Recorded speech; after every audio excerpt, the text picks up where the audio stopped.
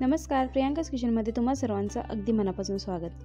आज आपण आषाढी एकादशी स्पेशल अशी एकदम मोत्यासारखी मऊ लुसलुशीत अशी साबुदाण्याची खिचडी कशी बनवायची ते पाहणार आहोत। तुम्ही ते पाहू शकता, अजिबात चिकट झालेली नाहीये, एकदम मोकळी सुटसुटीत अशी ही साबुदाण्याची खिचडी तयार झालेली आहे। इथे तुम्हाला सर्व टिप्स लक्षात घेतल्या तर तुम्ही देखील बनवलेली साबुदाण्याची खिचडी एकदम मोकळी अशी मस्त तयार होईल। तर तुम्हाला आजची रेसिपी आवडली तर व्हिडिओला नक्की लाईक करा आणि जास्तीत जास्त लोकांच्यापर्यंत शेअर करा।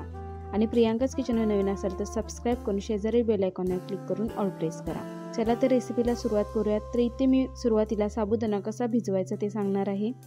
तर इथे मी रात्री हा साबुदाणा पाण्याने 2 ते 3 वेळा धुवून त्यानंतर यामध्ये साबुदाणा बुडेल इतपत आपल्याला पाणी ठेवून घ्यायचं आहे आणि हा साबुदाणा रात्रभर भिजवून घ्यायचा आहे। तुम्ही ते पाहू शकता, एकदम मस्त असा हा साबुदाणा भिजलेला आहे। सुरुवातीला याला अशा पद्धतीने मोकळे करून घ्यायचे, याच्यामध्ये जर गुठळ्या असतील तर त्या काढून घ्यायच्या आहेत। तर अशा पद्धतीने मोकळा करून घेतला की आपल्याला खिचडी देखील एकदम मोकळी अशी तयार होते। तर साबुदाणा सुरुवातीला चांगला भिजला तर खिचडी देखील एकदम मऊ लुसलुशीत आणि मोकळी तयार होते। तर इथे आपण हा साबुदाणा चांगला भिजवून घेतलेला आहे। तर आता आपण याची खिचडी बनवण्यासाठी घेणार आहोत। तर सुरुवातीला इथे मी हे एक मोठ्या आकाराचा बटाटा अशा पद्धतीने याच्या फोडी तयार करून घेतलेल्या आहेत। त्याला स्वच्छ पाण्याने 2 ते 3 वेळा धुवून घेतलेले आहे। इथे मी कढई घेतली, यामध्ये घेऊयात 2 ते 3 चमचे तेल। तेल चांगले गरम झाले की आपण याच्यामध्ये अर्धा चमचा जिरं घालून घेणार आहोत। तुम्ही जर उपवासाला जिरं खात नसाल तर तुम्ही स्किप देखील करू शकता। जिरं चांगलं फुललं की यामध्ये 2 ते 3 हिरव्या मिरच्या बारीक तुकडे घालून घ्यायचे आहेत। याला एक अर्धा मिनिटभर परतून घेऊयात। त्यानंतर आपण यामध्ये ज्या बटाट्याच्या फोडी तयार करून घेतलेल्या आहेत त्या घालून घेऊयात। तर गॅसची फ्लेम थोडीशी मिडियम करायची आणि त्यानंतर यामध्ये बटाट्याच्या फोडी घालून घ्यायच्या आहेत। आपल्याला या बटाट्याच्या फोडी सतत हलवत 3 ते 4 मिनिटे यावर एक थर जमूपर्यंत परतून घ्यायचं आहे। बटाट्याच्या फोडी आहेत त्या याच्यावरती आपल्याला गोल्डन कलर येईपर्यंत परतून घ्यायचे आहेत। याच्यावर एक गोल्डन कलरचा एक थर जमा झाला पाहिजे।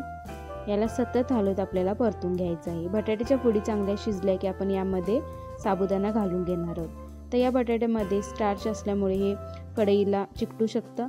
तर याला सतत हलवत आपल्याला परतून घ्यायचं आहे। त्यानंतर याच्यामध्ये 1 चमचा साखर घालून घ्यायची आणि 1 वाटीभर शेंगदाण्याचं कूट घालून घ्यायचं आहे। तुम्ही तुमच्या आवडीनुसार शेंगदाण्याचं कूट कमी जास्त देखील करू शकता। याला चांगले परतून घेऊयात। बटाटा चांगला शिजल्यानंतरच आपण यामध्ये सर्व जिन्नस घालून घेणार आहोत। याला 1-2 मिनिटभर चांगले परतून झाले की आपल्याला यामध्ये चवीपुरतं मीठ घालून घ्यायचं आहे। मीठ घालताना इथे मी बटाटा आणि साबुदाण्यापुरतं मीठ घातलेलं आहे। तुम्ही नंतर चव पाहून देखील यामध्ये मिठाचा वापर आणखीन करू शकता। तर इथे मी साबुदाण्यासोबतच यामध्ये चवीपुरतं मीठ घालून घेतलेलं आहे। याला चांगले मिक्स करून घेऊयात। आपल्याला हे जे जिन्नस आहे ते अगदी 2 ते 3 मिनिटे सतत हलवत परतून घ्यायचं आहे।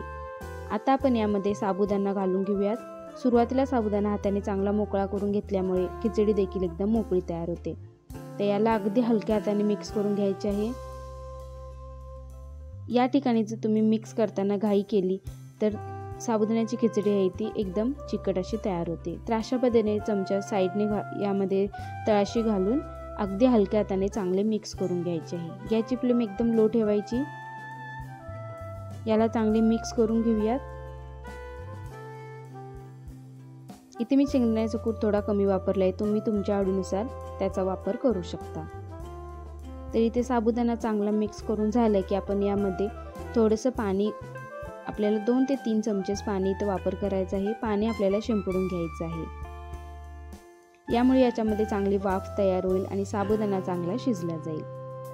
तर इथे मी 2 ते 3 चमचे पाणी आहे ते अशा पद्धतीने शिंपडून घेतलेलं आहे, कारण यामुळे तळाला साबुदाणा येतो, चिकटत देखील नाही। आणि याला पुन्हा एकदा हलक्या हाताने चांगले मिक्स करून घेऊयात।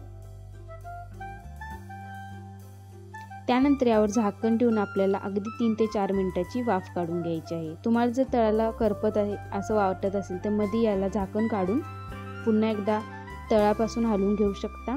ते इथे 3 ते 4 मिनिटं झालेले आहेत। आता आपण चेक करूया। तुम्ही पाहू शकता एकदम खिचडी मऊ लुसलुशीत आणि मोकळी अशी तयार झालेली आहे। इथे आपली ही साबुदाण्याची खिचडी परफेक्ट अशी तयार झालेली आहे। तुम्ही पाहू शकता अगदी साबुदाणा आहे तो मोत्यासारखा दिसत आहे आणि सर्व साबुदाणा चांगला शिजला देखील आहे, याला चांगली वाफ बसलेली आहे। तर इथे आपली साबुदाण्याची खिचडी एकदम मोकळी अशी तयार झालेली आहे, ती सर्व करण्यासाठी घेऊया। हा साबुदाणाच आपण भिजवताना देखील काळजी घेतली तर साबुदाण्याची खिचडी एकदम परफेक्ट अशी तयार होते।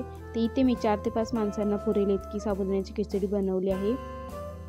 तर तुम्ही पाहू शकता एकदम मोत्यासारखी मऊ लुसलुशीत आणि एकदम मोकळी अशी खिचडी तयार झालेली आहे, अजिबात चिकट झालेली नाही। तर तुम्ही देखील खिचडी बनवताना अशा टिप्स लक्षात ठेवा आणि नक्की ट्राय करून पहा। तर इथे आषाढी एकादशीसाठी नक्की रेसिपी ट्राय करा। तर तुम्हाला आजची रेसिपी आवडली असेल तर व्हिडिओला नक्की लाईक करा आणि प्रियांकाज किचन नवीन असेल तर सबस्क्राईब करून शेजारी बेल आयकॉन क्लिक करून ऑल प्रेस करा, म्हणजे तुम्हाला येणारे व्हिडिओचे नोटिफिकेशन सर्वात आधी मिळतील। तर तुम्ही देखील साबुदाण्याची खिचडी बनवताना इथे सांगितलेल्या सर्व टिप्स लक्षात ठेवा आणि अशा पद्धतीने नक्की बनवून पहा, एकदम परफेक्ट अशी खिचडी तयार होते। पुन्हा भेटूयात अशाच एका नवीन रेसिपीमध्ये, तोपर्यंत धन्यवाद।